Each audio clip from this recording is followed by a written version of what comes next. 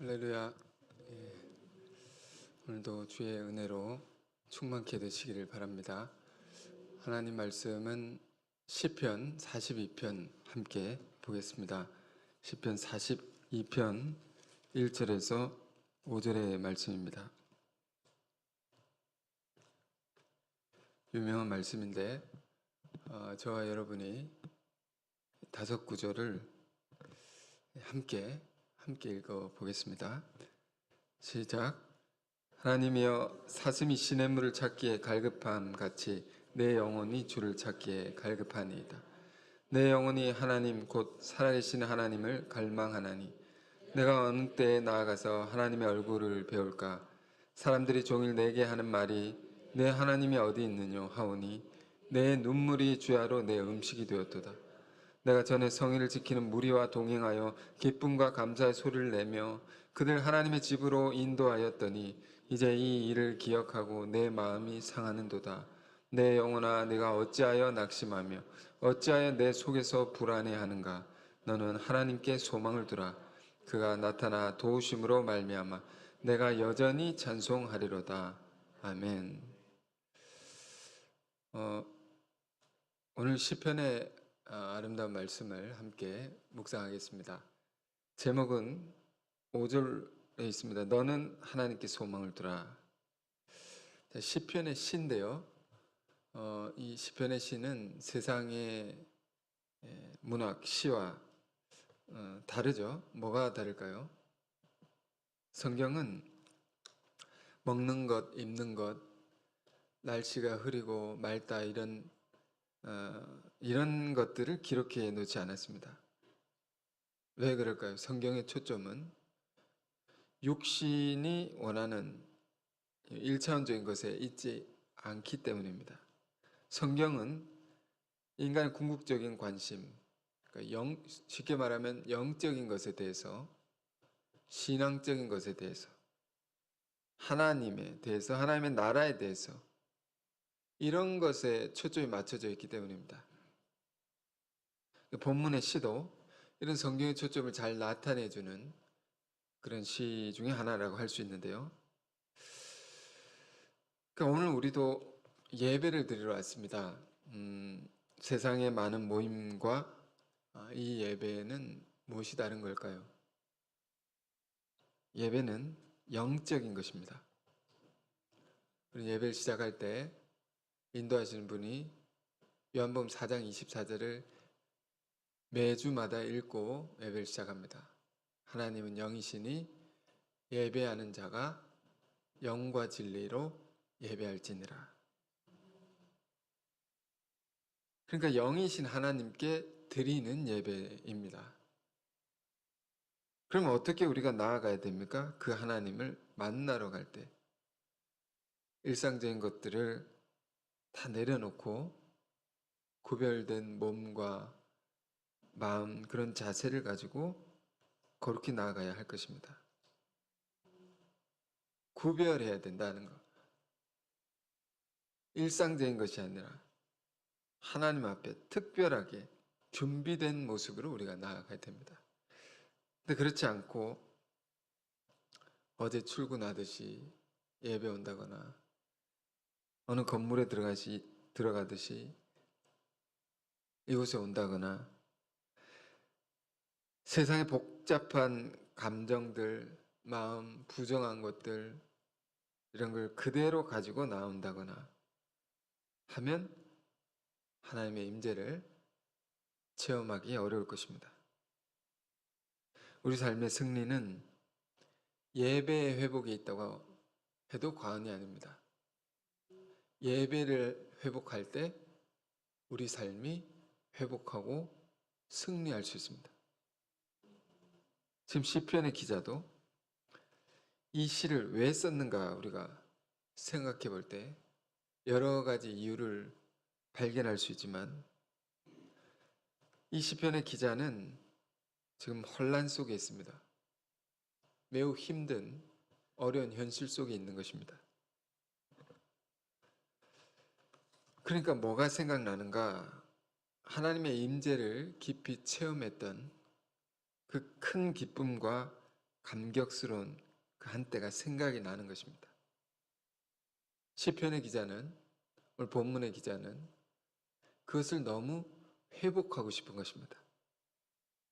지금은 그것을 잃어버린 것입니다. 지금은 그 세계와 내가 멀어져 있습니다.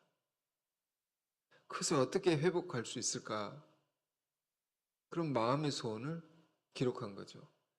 너무도 회복하고 싶다는 그 간절한 소원을 이 시로서 아름다운 노래로 표현한 것입니다. 그런 시입니다. 이 시는 어떻게 시작합니까? 1절 우리가 읽었는데 본문 다시 보시면 하나님이여 사슴이 시냇물 찾기에 갈급한 같이 내 영혼이 주를 찾기에 갈급하니이다. 그게 한 동물이 나옵니다. 시는 시적 표현들이 있죠. 은유나 비유나 그것으로 우리가 많은 것을 생각하게 하는데 사슴이 시냇물을 찾기에 갈급함 같이라는 건 비유법입니다. 사슴은 매우 상스러운 동물인데 사슴은 풀을 며칠 못 먹어도 살 수 있지만 물은 못 먹으면 죽는다고 합니다. 그래서 물을 늘 찾는 동물입니다.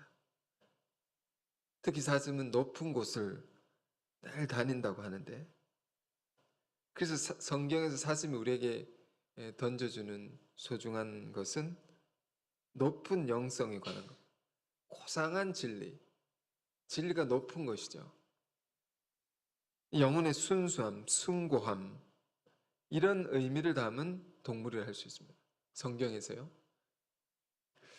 제가 언젠가 제주도의 한 대학교에 방문한 적이 있는데 대학의 상징이 무엇인가 하니 보통 다른 대학교들은 황소, 사자, 서울권의 대학들을 보면 호랑이, 코끼리도 있습니다. 독수리도 있습니다. 굉장히 강한 동물이죠. 크고 강한, 멋있는 이런 동물을 상징으로 이렇게 대학교가 사용합니다. 근데 제주도의 한 대학교에 갔더니 상징이 사슴입니다. 굉장히 인상적이었습니다. 이 대학교는 사슴같이 좀 순수한 사람들이 많은 건가? 이런 생각을 했던 기억이 있습니다. 원래 이 42편은 어떤 사람들은 다윗의 시라고도 하는데 근데 이 시 제목, 이 시의 타이틀이 제 성경에는 여러분 성경도 그럴 것 같은데요. 뭐라고 되어 있습니까? 고라 자손의 노래 이렇게 되어 있습니다. 고라 자손이 쓴 시다 이렇게 타이틀이 그렇게 되어 있습니다. 이 고라는 어떤 사람입니까? 민수기 26장에 나오는데요. 모세와 아론의 리더십에 반역을 한 사람입니다. 반역자입니다.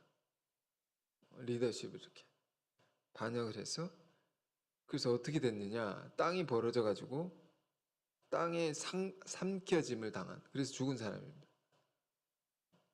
근데 그 반역자의 후손이 이 시를 썼다는 것입니다. 시편 42편. 굉장히 생각할 것이 많죠. 반역자의 후손이라면 어땠을까요? 그의 삶이 반역자의 자손이다. 멍에 굴레 이런 것이 있지 않았겠습니까? 얼마나 고통스럽겠습니까?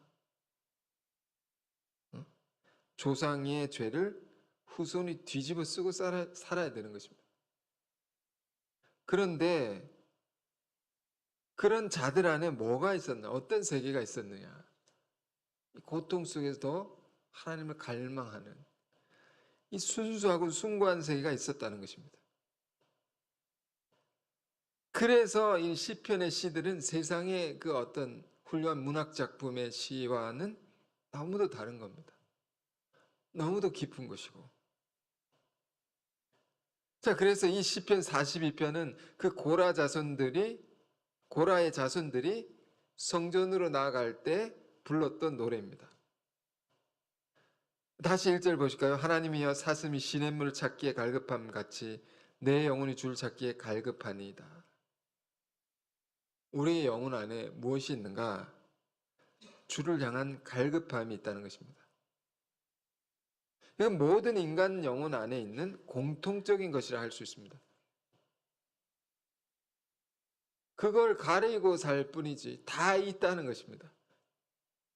초대교부 중에 유명한 성 어거스티라는 사람의 고백록, 회개하면서 쓴 책이 있습니다. 고백록, 참회록이라고도 하는데 그 책 중에 자기 고백 중에 이런 내용이 있습니다. 하나님은 이미 내 안에 계셨는데 나는 바깥에서 하나님을 찾았다고.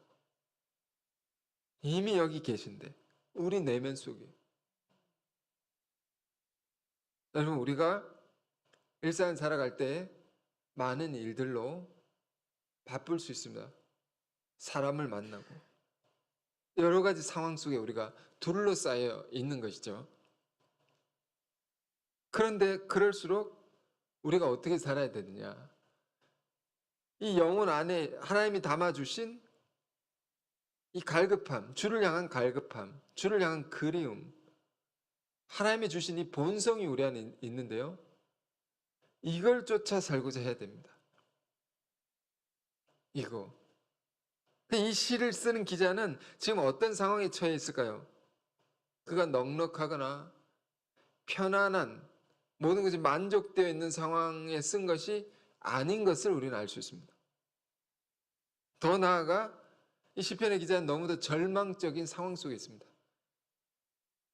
그런데 그 절망적인 상황 속에 주저앉아 있는 것이 아니고 그 속에서 주를 더 찾고 있단 말입니다. 더 간절히 갈망하고 있단 말이에요. 이게 그래서 감동이 되는 겁니다.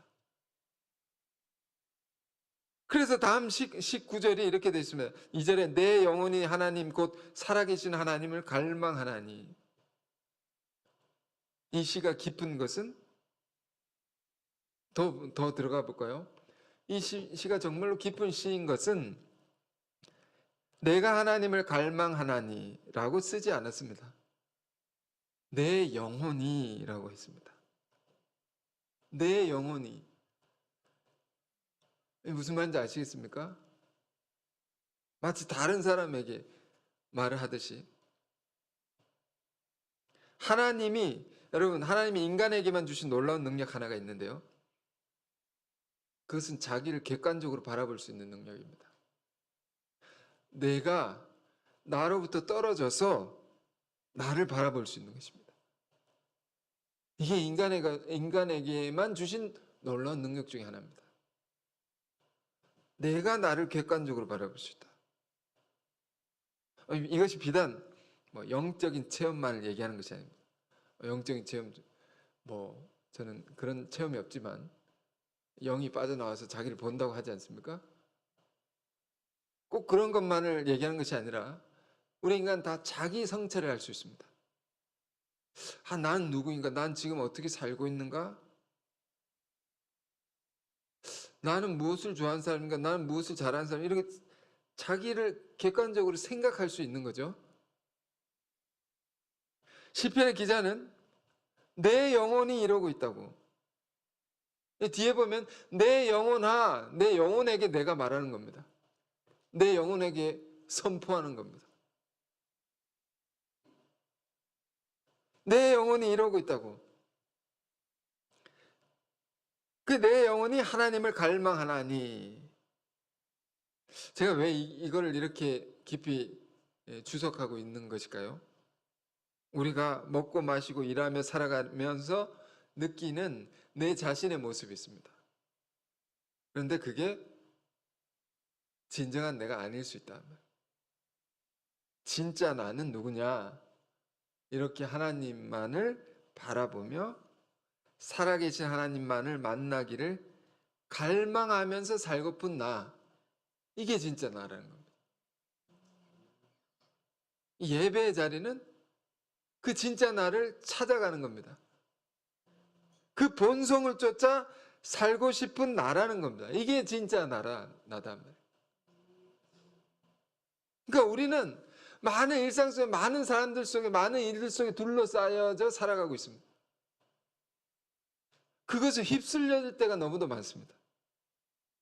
그러나 그런 우리의 일상 속에서도 그럴수록 더욱 우리는 이 본래적인 내 모습을 생각하고 본래 우리 안에 담아두신 그 마음의 소원을 붙들고 살아야 된다는 거예요.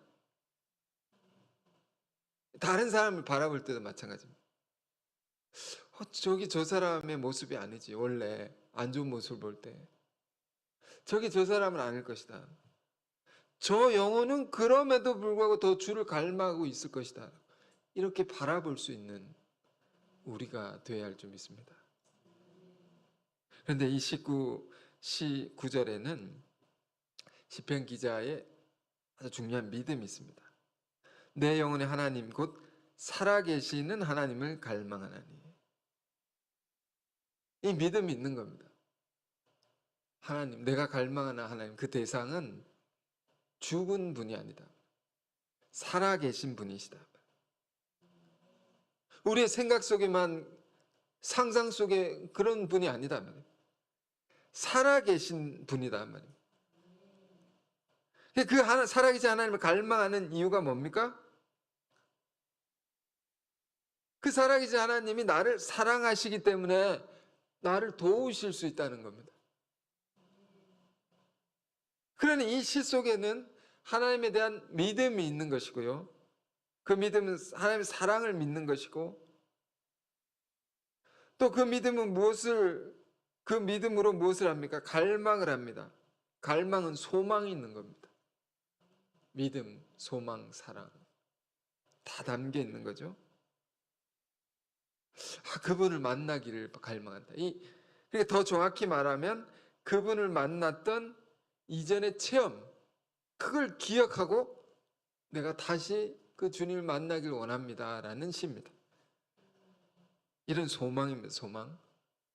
여러분, 우리가 이 시를 묵상하면서 하나님은 살아계신 줄 믿으시기 바랍니다. 또 그분은 우리를 사랑하시는 것도 믿으시기 바랍니다. 그러므로 우리가 어떤 경우도 절망치 말고 낙심하지 말아야 하며, 그럴수록 하나님을 더 갈망해야 될 줄 믿습니다. 그 하나님께, 오늘 제목이 뭐라고 했습니까? 하나님께 소망을 두라. 이전에 한 번역은 하나님을 바라라 이렇게 돼서 하나님 바라보라. 자, 2절 다시 읽겠습니다. 내 영혼이 하나님 곧 살아계신 하나님을 갈망하나니 내가 어느 때에 나가서 하나님의 얼굴을 배울까? 언제 하나님을 내가 다시 만날 수 있을까? 지금은 너무 멀어져 있다는 겁니다. 지금은 하나님의 임재를 느낄 수가 없다는 겁니다. 언제 하나님을 다시 만날 수 있을까? 하나님의 얼굴을 언제 배울 수 있을까?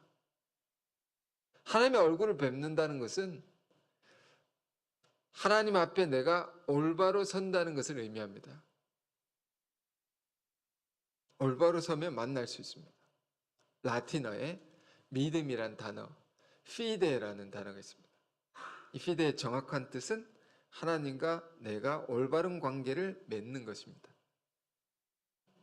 믿음은 하나님과 올바른 관계를 맺는 것. 그러니까 우리가 살아계신 하나님을 믿고 갈망할 때 그 하나님을 만날 수 있다는 겁니다. 이게 다 그러니까 믿음의 문제다. 우리 안에 믿음이 없는 것,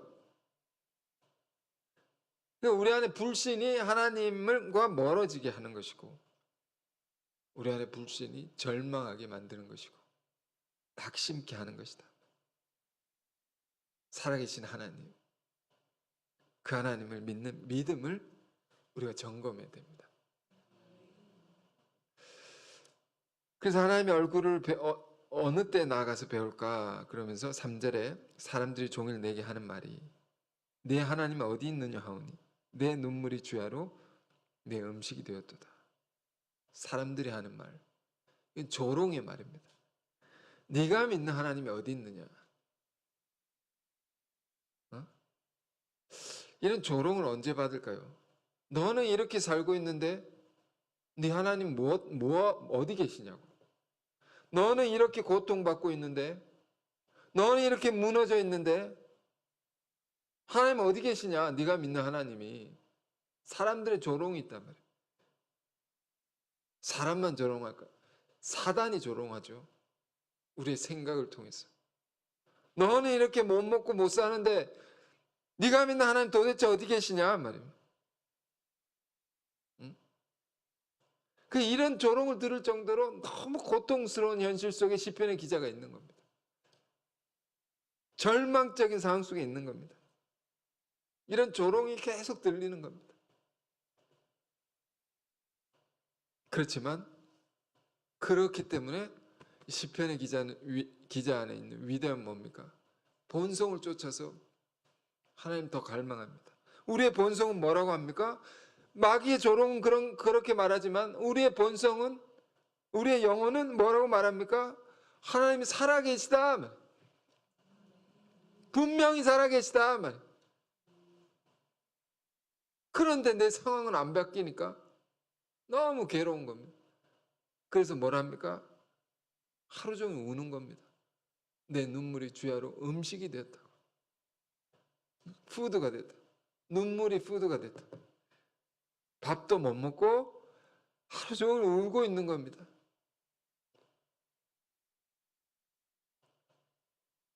하나님 살아계시지 않습니까? 이렇게 기도합니다. 하나님 살아계시잖아요. 그럼 나를 이 공궁에서 건져 주시옵소서. 나를 이 괴로움에서, 괴로운 현실 속에서 살려내달라고. 하나님 하실 수 있지 않습니까?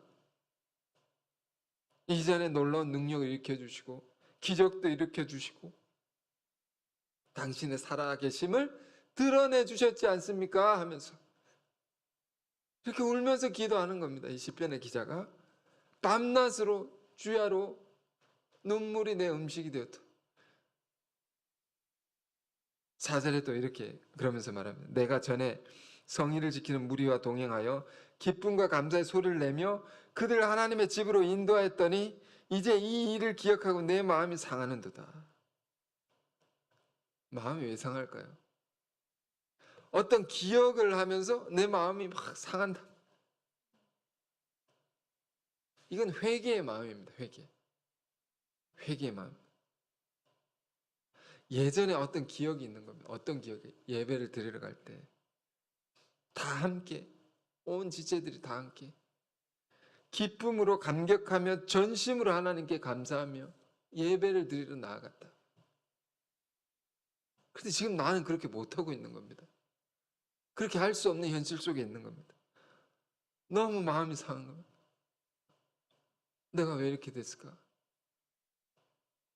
내가 왜 이렇게 됐을까? 너무 괴로운 겁니다. 내 인생이 왜 이렇게 됐을까? 예전엔 너무도 기쁘고 뭘 해도 기쁘고 전도를 해도 기쁘고 말씀을 전하는 것도 나누는 것도 기쁘고 섬기는 것도 기쁘고 헌신하는 것도 감사하고 이보다 더 좋을 수는 없고 주의 은혜로 이렇게 내가 살았는데 이게 생각이 난단 말이에요. 그러면서 마음이 너무 상하는 겁니다. 지금 시편의 기자 속에는 마음이 상하면서 그걸 갈망하고 있습니다. 그 세계를 회복하기를. 지금 시편의 기자의 기억 속에, 추억 속에 기쁨과 감사가 충만하여 주께 나아갔던 한때가 있다는 것입니다. 그때가 언제일까요? 정확히 우리는 알 수는 없지만, 그런데 이 시편의 시가 고라 자손의 노래라고 했지 않습니까? 고라 자손의 노래. 고라 자손의 노래했던 기록이 성경에 있습니다. 그 관련된 사건이 있습니다. 역대하 20장인데요. 이게 추측으로 얘기하는 게 성경 기록으로 얘기하는 겁니다. 역대하 20장 19절부터 보십시오. 이 시편의 기자의 추억을 얘기하는 겁니다. 20장 19절. 그핫 자손과 고라 자손에게 속한 레위 사람들은 레위 지파입니다. 고라 자손. 서서 심히 큰 소리로 이스라엘 하나님 여호와를 찬송하리라. 서서 심히 큰 소리로 찬송했다. 그러니까 고라 자손이 레위 지파인데요. 제사를 담당한 그 사람들이죠. 레위 지파는. 그 중에 레위 지파 속에는 음악을 담당한 사람들이 있어요. 하나님을 찬양하는 성전의 음악을 담당한 사람이었습니다. 그가 여기 보면 서서 심히 큰 소리로 하나님을 찬송했다. 왜 이렇게 찬송했을까? 너무 기뻐가지고, 너무 격한 감동과 은혜를 받아가지고 이게 터져 나온 겁니다. 찬송이. 이런 기억이 시편에, 오늘 시편 42편의 기자 안에 있는 겁니다. 이때가 언젠가. 그때 무슨 일이 있었는가 말입니다. 그게 20장, 역대하 20장 1절부터 28절까지. 오늘 사실 이거 언제 나눌까 하다가 오늘 마음 먹고 나왔습니다. 설교가 좀 길어질 수도 있습니다. 그렇지만 다 읽기를 원합니다. 어떤 추억이 이 시편 기자 안에 있는가. 너무 감동적입니다. 왜 고라 자손이 심히 큰 소리로 격하게 이렇게 감사 찬송을 이렇게 하나님께 올려드렸는지 이게 알게 됩니다. 20장 1절부터 보실까요? 역대하 20장 1절부터. 자, 이렇게 시작합니다. 1절, 2절 먼저 읽습니다. 그 후에 모압 자손과 암몬 자손들이 마온 사람들과 함께 와서 여호사밧을 치고자 한지라. 어떤 사람이 와서 여호사밧에게 전하여 이르되 큰 무리가 바다 저쪽에 아람에서 왕을 치러 오는데 이제 하사손 다말 곧 엔게디에 있나이다 하니. 여호사밧은 유대의 왕입니다. 이스라엘이 이렇게 나눠지지 않습니까? 북이스라엘, 남유다. 남유다의 왕입니다. 그럼 지금 유대 민족, 하나님의 백성이 전쟁을 치르게 되는데 여러 족속들로부터 공격을 받게 된 상황입니다. 둘러싸여져 가지고. 그래 포위가 되는 상황입니다. 여러분 전쟁이라는 게 얼마나 무서운 것입니까? 지면 다 사륙을 당하고 다 죽임을 당하고 모든 걸 빼앗겨 버리고 죽든지 빼앗기고 죽고 빼앗기고 비참한 노예가 될 수 있는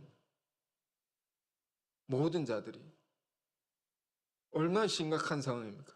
그런 일촉즉발의 위기의 상황에 이때 유대 왕 여호사밧이 어떻게 하는가? 3절 4절입니다. 여호사밧이 두려워 여호와께 낯을 향하여 간구하고 온 유다 백성에게 금식하라 공포하며 유다 사람이 여호와께 도우심을 구하려 하여 유다 모든 성읍에서 모여와서 여호와께 간구하더라. 왕이 나서서 모든 백성에게 선포했습니다. 다 금식하라. 금식을 공포하고 모두가 함께 하나님의 도우심만을 구하자는 겁니다. 왜? 우리 다 죽게 생겼다. 다 빼앗기게 생겼다. 얼마나 간절했겠습니까? 그러니까 우리가 죽을 것 같은 삶의 위기, 절망 속에 있을 때에 절망해버리면 안 됩니다. 이렇게 더 간절히 하나님께 나와야 됩니다. 그래서 다 일치단결해서, 그러니까 혼자 한 게 아닙니다. 다 함께 공동체적으로 일치단결해서 온 백성이 하나님의 도우심을 간절히 구했다. 5절 여호사밧이 여호와의 전 새 뜰 앞에서 유다와 예루살렘의 회중 가운데 서서 이제 기도합니다. 왕이 대표로 기도합니다. 이 지도자의 모범적인 기도입니다. 이르되 6절에서 9절입니다. 우리 조상들의 하나님 여호와여 주는 하늘에서 하나님이 아니시나이까 이방 사람들의 모든 나라를 다스리지 아니하시나이까 주의 손에 권세와 능력이 있사오니 능히 주와 맞설 사람이 없나이다. 우리 하나님이시여 전에 이 땅 주민을 주의 백성 이스라엘 앞에서 쫓아내시고 그 땅을 주께서 사랑하시는 아브라함 자손에게 영원히 주지 아니하셨나이까? 그들이 이 땅에 살면서 주의 이름을 위하여 한 성소를 주를 위하여 건축하고 이르기를 만일 재앙이나 난리나 견책이나 전염병이나 기근이 우리에게 임하면 주의 이름이 이 성전에 있으니 우리가 이 성전 앞과 주 앞에 서서 이 환난 가운데서 주께 부르짖은즉 들으시고 구원하시리라 하였나이다. 기도가 어떤 것입니까? 하나님, 이렇게 약속하시지 않으셨습니까? 이렇게 말씀하신 것이 아닙니까? 그 약속을 붙들고 그 말씀을 붙들고 우리가 주께 나아가서 부르짖사오니 우리의 기도를 들어주옵소서. 10절에서 12절. 옛적에 이스라엘이 애굽 땅에서 나올 때에 암몬 자손과 모압 자손과 세일산 사람들을 침노하기를 주께서 용납하지 아니하심으로 이에 돌이켜 그들을 떠나고 멸하지 아니하였거늘 이제 그들이 우리에게 갚는 것을 보옵소서. 그들이 와서 주께서 우리에게 주신 주의 기업에서 우리를 쫓아내고자 하나이다. 우리 하나님이여 그들을 징벌하지 아니하시나이까. 우리를 치러 오는 이 큰 무리를 우리가 대적할 능력이 없고 어떻게 할 줄도 알지 못하옵고 오직 주만 바라보나이다 하고, 자, 이렇게 기도했답니다. 이렇게 기도했다. 우리 이렇게 기도해야 된단 말이에요. 우리는 그들을 대적할 아무 능력이 없고 내 스스로 아무것도 할 수 없나이다. 어떻게 할 줄도 모릅니다. 이렇게 우리 현실을 그대로 고백합니다. 있는 그대로 내가 이 지경입니다. 아무것도 할 수 없고, 그래서 오직 주만 바라봅니다. 오직 주님만 의지합니다. 주님만이 하실 수 있사오니 그리하여 주옵소서. 이렇게 기도합니다. 왕이 대표로. 그래서 13절 유다 모든 사람들이 그래서 어떻게 하면 그들의 아내와 자녀와 어린이와 더불어 여호와 앞에 섰더라. 다 데리고 나와서 하나님 앞에. 사실 우리의 이 대예배라는 것도 다 나와야 되는 거죠. 지금 장소가 이래서 구별해서 드린 거지만 다 같이 드려야 됩니다. 시끄러우면 어떻게 하라 했습니까? 교회 건축을 유리로 막아놓고 거기서 떠들든지 하고, 그렇지만 이 예배를 다 이 광경을 목격하고 이 거룩한 현장을 어릴 때부터 보고 자라야 됩니다. 다 와서 예배 드립니다. 남녀노소 할 것 없이 모든 사람이 다 같이 하나님 앞에 나와왔다면, 여러분, 우리의 예배가 이런 예배가 되어야 할 줄 믿습니다. 이렇게 합심하여 합력하여 오직 주님만 바라보며 그렇게 드리는 기도를, 예배를 하나님이 받으신단 말이에요. 받으신다. 그런데 그렇게 기도를 했는데 기도를 회중들이 들었지 않습니까? 백성 중에. 근데 하나님의 응답이 어떻게 오느냐?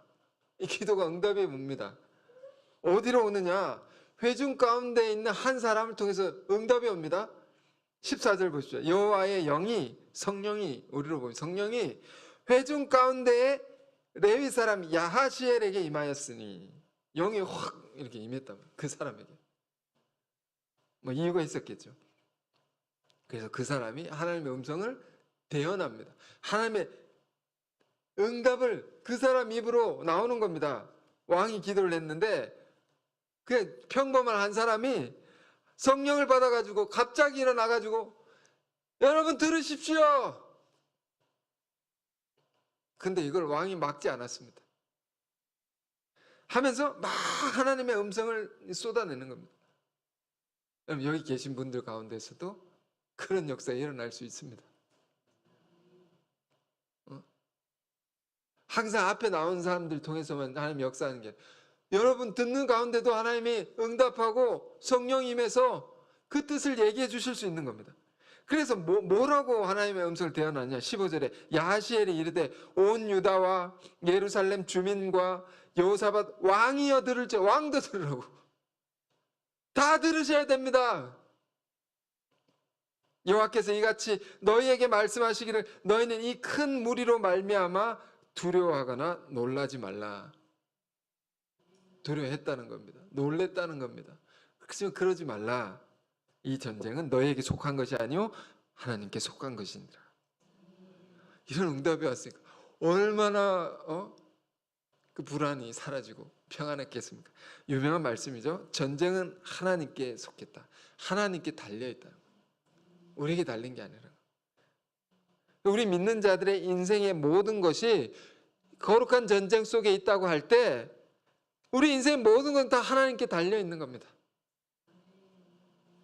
그러면서 구체적인 대언이 나옵니다. 16절 17절 내일 너희는 그들에게로 내려가라. 굉장히 구체적입니다. 그들이 시스 고개로 올라올 때 너희가 골짜기 어귀 여루엘 들 앞에서 그들을 만나려니와. 그 적들을 만날 것이다. 이 전쟁에 너희가 싸울 것이 없는, 너희가 싸울 필요 없어. 놀라운 대언이 나옵니다. 대언을 이루고 서서 너희와 함께한 여호와가 구원하는 것을 보라. 보기만 해라. 유다와 예루살렘아 너희는 두려워하지 말고 놀라지 말고 내일 그들을 맞서 나가라. 여호와가 너희와 함께하리라 하셨느니라 하매. 너희가 할 것 아무것도 안 해야 된다. 하나님이 다 싸우신다는 겁니다. 가서 나아가기만 하라고. 두려워하지 말고 그들에게 나가기만 해라. 그래 이런 대언을 들었지 않습니까? 그리고 18절에 여호사밧이 왕이 몸을 굽혀 얼굴을 땅에 대니 온 유다와 예루살렘 주민들도 여호와 앞에 엎드려 여호와께 경배하고. 너무나 거룩한 모습이죠. 유다 왕이 대표가 그 대언을 듣고 그걸 소중히 받고 하나님을 경외하며 경배를 하니까 온 백성들도 따라서 하나님을 그렇게 경배했다. 그리고 뭘 했습니까? 아까 읽었던 19절 경배하고 그핫 자손과 고라 자손에게, 고라 자손 여기 나오는 겁니다. 속한 레위 사람들은 서서 심히 큰 소리로 이스라엘 하나님 여호와를 찬송하니라. 이 찬송이 어떤 찬송? 하나님이 그 응답을 듣고 너무 기뻐가지고 감사해서 터져 나온 겁니다. 이 순간 이미 싸움은 끝난 것입니다. 이미 승리한 것입니다. 하나님의 영이 그래서 온 무리에 가득해서 하나님을 향한 찬양이 터져 나오지 않을 수 없다. 이 큰 감격과 은혜로 지금 앉아있지도 못합니다. 서서 심히 큰 소리로 하나님을 찬송하니라. 자, 그리고 어떻게 되는지 좀 보십시오. 궁금하지 않습니까, 여러분? 성경이 이렇게 재밌습니다. 이에 백성들이 아침에 일찍 일어나 두구와 둘로 나가니라. 나갈 때 여호사밧이 서서 이르되 유다와 예루살렘 주민들아, 왕이 또 말합니다. 내 말을 들을지어다. 너희는 너희 하나님 여호와를 신뢰하라. 왕이 정말 훌륭하죠. 혹시나 또 불안해할까 봐 걱정 마시라고. 여러분 내 말을 들으십시오. 너희 하나님 여호와를 신뢰하라. 그래야하면 견고히 서리라. 그의 선지자들을 신뢰하라. 그래야면 형통하리라. 이게 왕의 말입니다. 정말 은혜롭죠. 그리고 21절 백성들과 더불어 의논하고 노래하는 자들을 택하여 거룩한 예복을 입히고 군대 앞에 행진하여. 전쟁을 하는데 군대 앞에 노래하는 자가 있다. 여호수아서 여리고성을 무너뜨린 그 사건과 똑같은 것입니다. 행진하며 여호와를 찬송하며 이르기를 여호와께 감사하세 그의 인자심이 영원하노다 하게 하였더니. 그러니까 사람들 중에 노래하는 자를 선택해서 예복을 입고, 우리가 성가대 가운을 입지 않습니까? 구별하는 겁니다. 여러분 성가대 위해서 기도해 주십시오. 우리가 예배를 드릴 때는 우리가 할 수 있는 모든 것을 다해서 준비해서 드려야 됩니다. 뭔가 흠결이 생기면 안 됩니다. 예배는 다 이렇게 부족한 것, 우리가 할 수 있는 걸 다 해야 됩니다. 성가대 위해서 기도해 주십시오. 그런데 이 성가대 같은 사람들이, 노래하는 사람이 군대 앞에서 행진하면 찬양을 합니다. 우리 복음성가 중에 찬양하며 우리는 전진하리, 그런 가사 똑같은 장면입니다. 찬양하면서 전진합니다. 그랬더니 놀라운 일이 일어난대요. 22절 23절. 그 노래와 찬송이 시작될 때에 여호와께서 복병을 두어 유다를 치러 온 암몬 자손과 모압과 세일산 주민들을 치게 하심으로 그들이 패하게 하였으니 곧 암몬과 모압 자손이 일어나 세일산 주민들을 쳐서 진멸하고 세일 주민들을 멸한 후에는 그들이 서로 쳐 죽였더라. 자기들끼리 싸워서 죽는 겁니다. 적들끼리 싸우는 겁니다. 이게 하나님이 싸우신다는 말입니다. 24절에 유다 사람이 들 망대에 이르러 그 무리를 본즉 땅에 엎드러진 시체들 뿐이요 한 사람도 피한 자가 없는지라. 적들이 자기들끼리 치고받고 싸우다가 다 죽었습니다. 다 자기들끼리 하나도 남김없이 완벽한 승리. 누구로 말미암은 것입니까? 여호와 하나님으로 말미암아. 전쟁은 정말로 하나님께 달린 것입니다. 그래서 승리하면 뭐가 나옵니까? 전리품이 나오죠. 이기고 나면 다 전리품이 나. 이게 너무 많아가지고 그 다음 구절 보면 3일 동안 거뒀단 말이에요. 너무 많아가지고. 그게 25절이고요. 그리고 그 다음 날에 또 모여서 뭘 하느냐? 또 찬송을 합니다. 26절 넷째 날에 무리가 브라가 골짜기에 모여서 거기서 여호와를 송축한지라. 그러므로 오늘날까지 그것을 브라가 골짜기라 일컫더라. 또 모여서 하나님께 찬송을 하죠. 다시 말씀드려요. 성가대 위해서 기도해 주십시오. 우리의 예배가 하나님 받으시려면 부족함이 없어야 됩니다. 할 수 있는 거 다 해야 됩니다. 그렇게 이제 찬송을 얼마나 많이 합니까? 전쟁의 승리가 무엇으로 말미암냐? 이런 사람들이 있었다. 노래하는 사람. 그래서 승리의 현장에서 찬송을 하고 또 끝이 아닙니다. 27절에서 28절 유다와 예루살렘 모든 사람이 다시 여호사밧을 선두로 하여 즐겁게 예루살렘으로 돌아왔으니 왕을 앞세우고 다 온 무리가 전쟁터에서 이렇게 돌아오는 겁니다. 이는 여호와께서 그들의 적군을 이김으로 즐거워하게 하셨습니다. 그 승리의 감격, 기쁨을 만끽하면서 다 돌아오는데 어떻게 돌아옵니까? 28절입니다. 그들이 비파와 수금과 나팔을 합주하고 예루살렘에 이르러 여호와의 전에 나아가니라. 찬송하면서 예루살렘에 사람들이 다 이렇게 돌아오는 겁니다. 장엄한 모든 악기를 동원해서 성전을 향하여 찬양하며 나아갔단 말이에요. 이 추억을 말하는 겁니다. 이 놀라운 감격스러운 기쁨과 감사의 이 공동체적인 이 집단적 추억이 지금 누구에게 있습니까?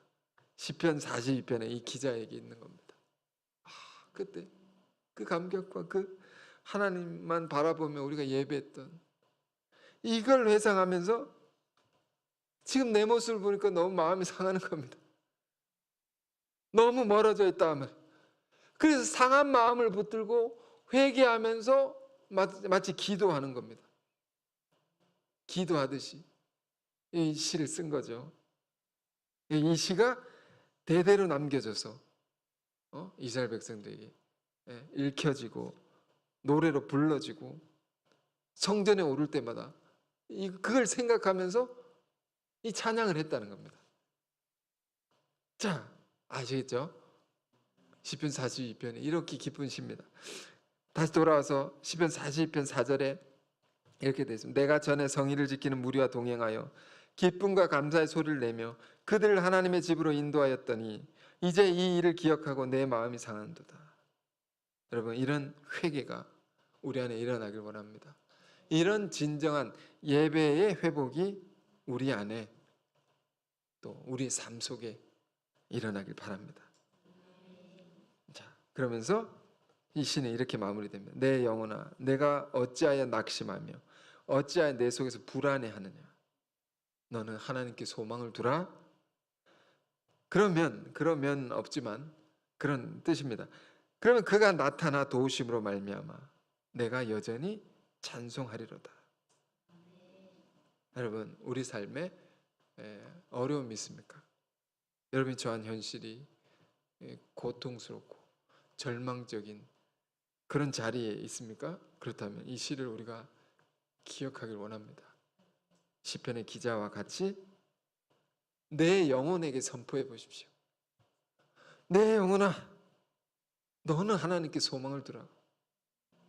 너가 힘들수록 내 영혼에게 말하는 겁니다. 하나님께 소망을 두면, 하나님만 바라보며 하나님만 의지하면 그가 나타나 도우시리니, 도우시면 그것에 내가 감격해서 내가 또 찬송하리라 할 것이다. 내가 끊임없이 나를 도우신 하나님을 찬송하리로다. 자, 여러분, 우리를 사랑하시고 여전히 살아계신 하나님을 우리가 믿길 원하고요. 어떤 상황에서도 하나님에 대한 갈망, 소망, 믿음을 가지고 우리가 이 시편의 기자, 이 시편이 말해주는 것 같이 우리가 살아서 승리하는 저와 여러분의 삶이 되시길 바랍니다. 기도하겠습니다. 거룩하신 주님, 오늘 귀한 예배 가운데 귀한 말씀을 우리에게 주셔서 감사합니다. 주님, 우리가 우리의 육신의 소원을 따라 살지 아니하고 진실로 영혼의 소원을 따라 살아가게 하옵소서. 사슴이 시냇물 찾기에 갈급함 같이 날마다 주를 갈망하게 하옵시며 날마다 주의 얼굴을 구하며 주를 예배하고 주께 찬송하는 우리의 삶이 되게 하옵소서. 주님, 우리 안에 이미 받은 바 큰 은혜와 주의 놀라운 임재의 체험과 승리의 역사들이 무수히 있습니다. 그런데 그로부터 멀어진 내 모습이 있다면 상한 심령으로 회개케 하시고 그 세계를 회복할 수 있도록 우리를 인도해 주옵소서. 내 영혼아, 어찌하여 낙심하며 어찌하여 불안해하는고? 너는 하나님께 소망을 두라 했습니다. 예수님을 통해서 우리에게 알려진 하나님은 지극히 우리를 사랑하시는 하나님이시오니 주님의 놀라운 사랑을 믿음으로 날마다 주를 찾게 하시고 주를 만나게 하시고 주의 능력으로 승리하게 하옵소서. 예수 그리스도 이름으로 기도했습니다. 아멘.